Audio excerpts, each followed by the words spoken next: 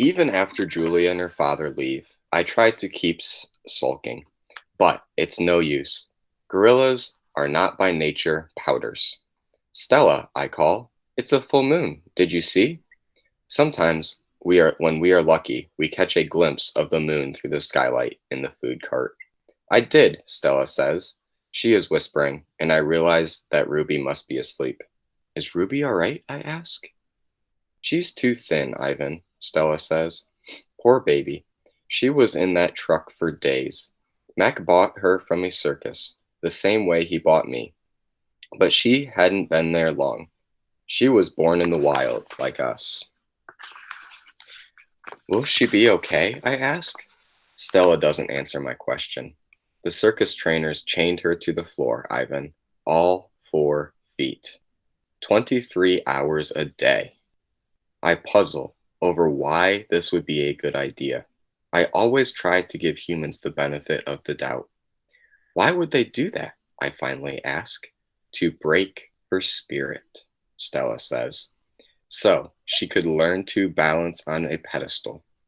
So she could stand on her hind legs. So a dog could jump on her back while we walk in the mindless circles. I hear her tired voice and think of all the tricks Stella has learned. Introductions.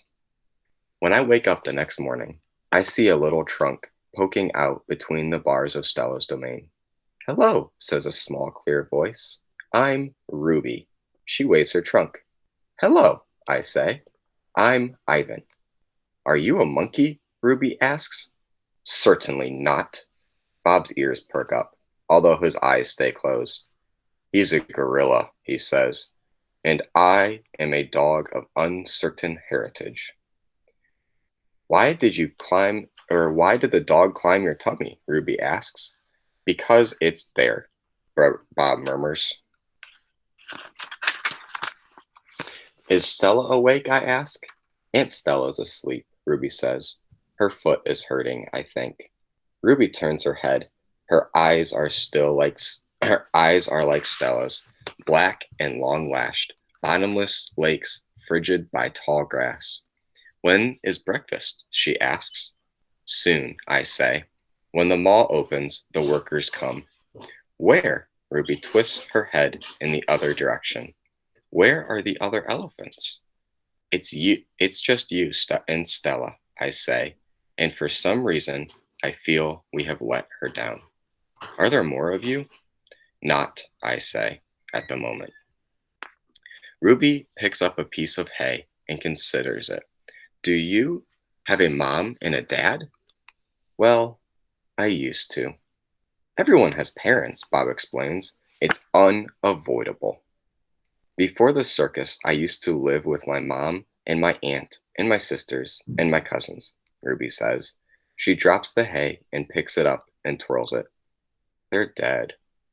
I don't know what to say. I am not really enjoying this conversation, but I can see Ruby isn't done talking. To be polite, I say, I'm sorry to hear that, Ruby. Humans killed them, she says. Who else? Bob asks, and we fall silent. Stella and Ruby. All morning, Stella strokes Ruby, pats her, smells her. They flip their ears. They rumble and roar. They sway as if they're still dancing. Ruby clings to Stella's tail and slips under Stella's belly. Sometimes they just lean into each other, their trunks twirled together like jungle vines. Stella looks so happy. It's more fun to watch than any nature show I've ever seen on TV. You see there, Stella and Ruby. The next chapter is Home of the One and Only Ivan. George and Mac are out by the highway. I see them through one of my windows. They are next to each other on tall wooden ladders, leaning against the billboard that tells the cars to stop and visit the one and only Ivan, mighty Silverback. George has a bucket and a long-handled broom. Mac has pieces of paper. He slaps one against the billboard. George dips the broom into the bucket. He wets the paper and the liquid with the liquid from the bucket, and somehow the paper stays in place. But they put up many pieces before they are done. When they climb down the ladders, I see that they've added a picture of a little elephant to the billboard. The elephant has a lopsided smile. She is wearing a red hat, and her tail curls like a pig's. She doesn't look like Ruby. She doesn't even look like an elephant. I've only known Ruby for one day, and I could have drawn her better. Art lessons. Ruby asks a lot of questions. She says, Ivan, why is your tummy so big? And have you ever seen a green giraffe?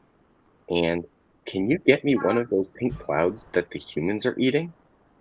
What kind of pink clouds do you think they're talking about? Kira? Cotton candy. Yes. There I go. When Ruby asks, what is on your wall? I explain that it's a jungle. She says the flowers have no scent, and the waterfall has no water, and the trees have no roots.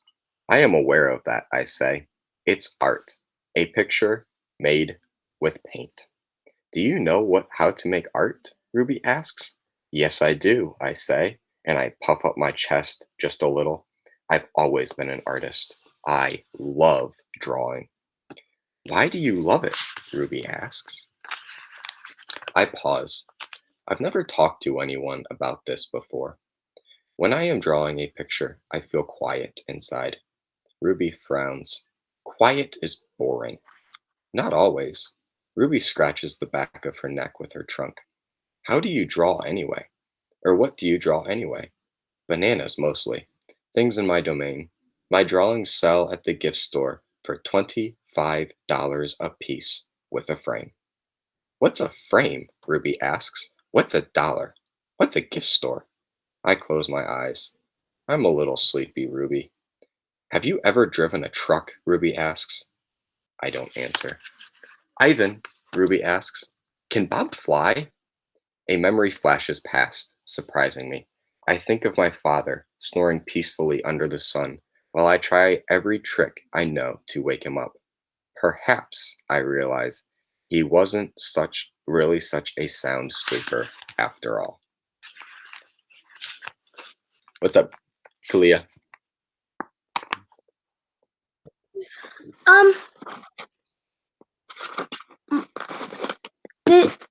Never Okay. mind. The next chapter is called Treat. How's that foot, old girl? Old girl, George asks Stella. Stella pokes her trunk between the bars. She inspects George's right pocket for a treat he brings her every night without fail. George doesn't always bring me treats. Stella's his favorite, but I don't mind. She's my favorite too. Stella sees that George's pocket is empty. She gives George a frustrated nudge with her trunk, and Julia giggles. Stella moves to George's left pocket and discovers a carrot. Nimbly, she removes it. Mac walks past. Toilets plunge up. Toilets plugged up in the men's bathroom, he says. Big mess. I'll take care of it, George sighs. Mac turns to leave. Before you go, Mac, George says, you might want to take a look at Stella's foot. I think it's infected again. Darn thing never does heal up right, Mac rubs his eyes. I'll keep an eye on it. Money's tight, though. Can't be calling the vet every time she sneezes. George strokes Stella's trunk. She inspects his pocket one more time, just in case. Sorry, girl, George says as he watches Mac walk away. Elephant jokes. Ivan, Bob. I blink. The dawn sky is a smudge of gray, flecked with pink, like a picture drawn with two crayons. I can just make out Ruby in the shadows, waving hello with her trunk. Are you awake, Ruby? We are now, says Bob. Aunt Stella's still up, and I don't want to wake her, 'cause she said her foot was hurting, but I'm really, Ruby pauses for breath, really bored. Bob opens one eye. You know what I do when I'm bored? What? Ruby asks eagerly. Bob closes his eyes. I sleep. It's a little early, Ruby, I say. I'm used to getting up early. Ruby wraps her trunk around one of the bars on the door. At my old circus, we always got up when it was still dark, and we had breakfast and we walked in a circle, we and then they chained my feet up and I got really hurt.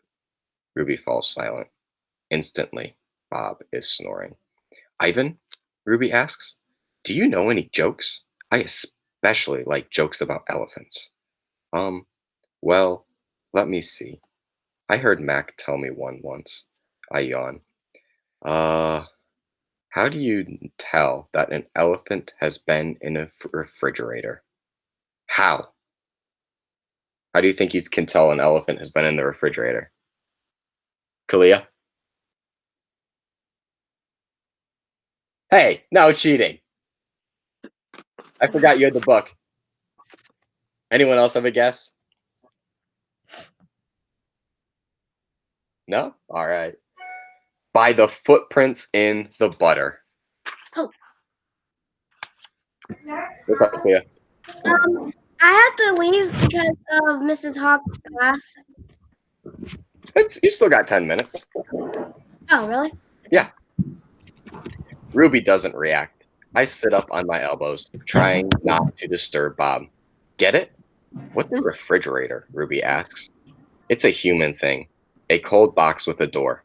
They put food inside. They put food in the door?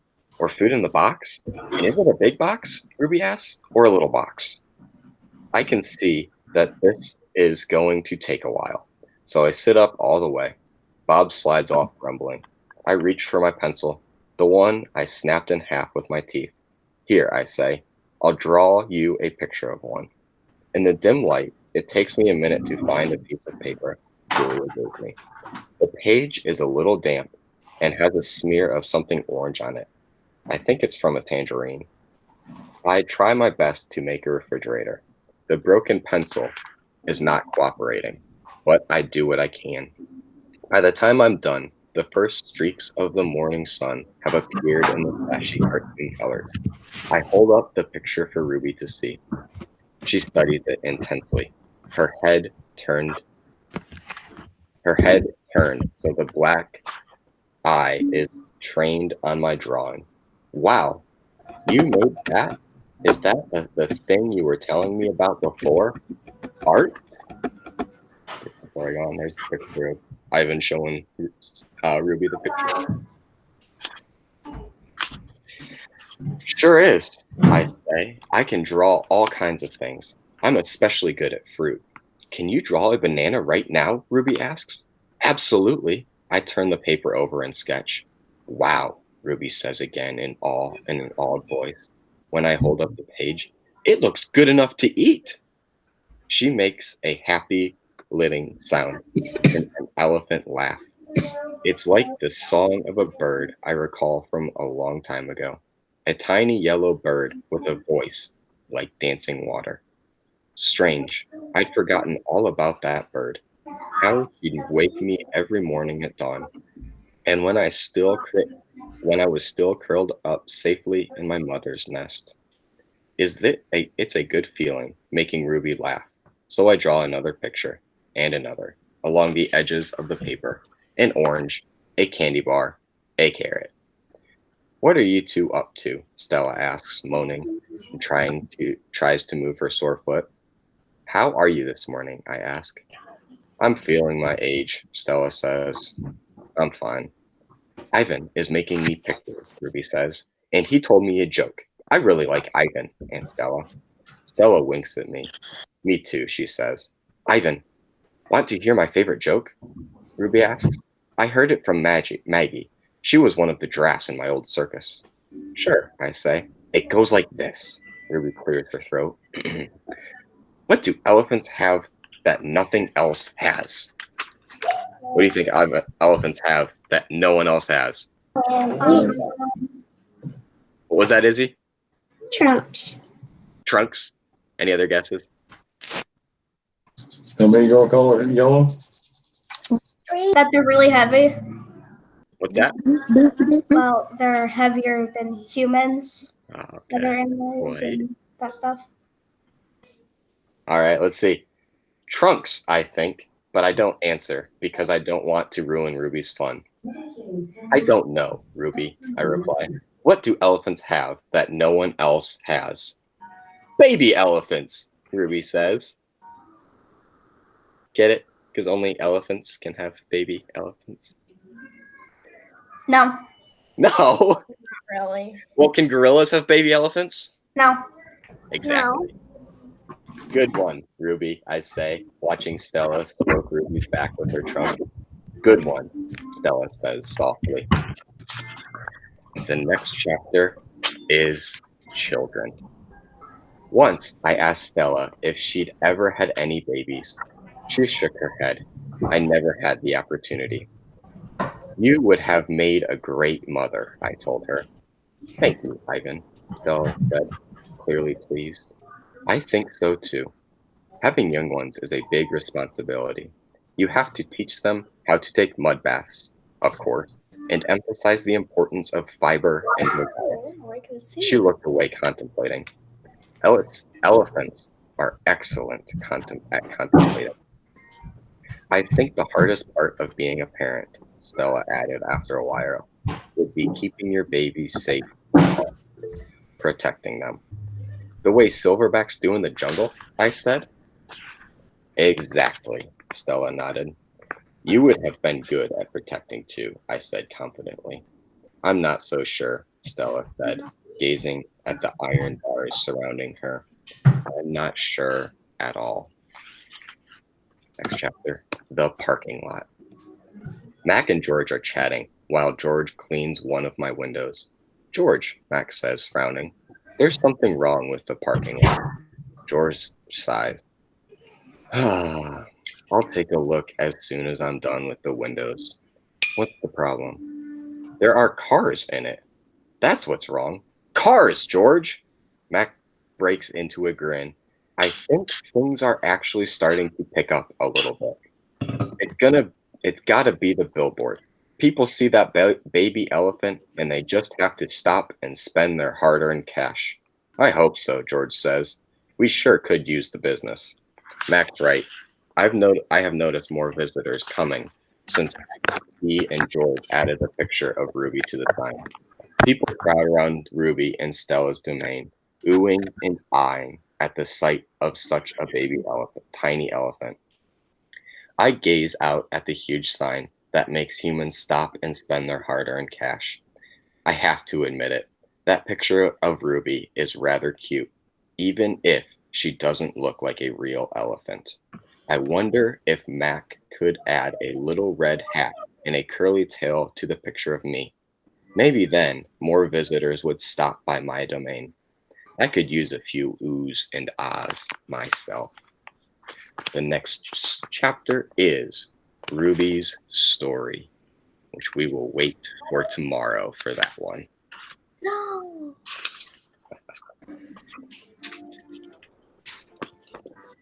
All right.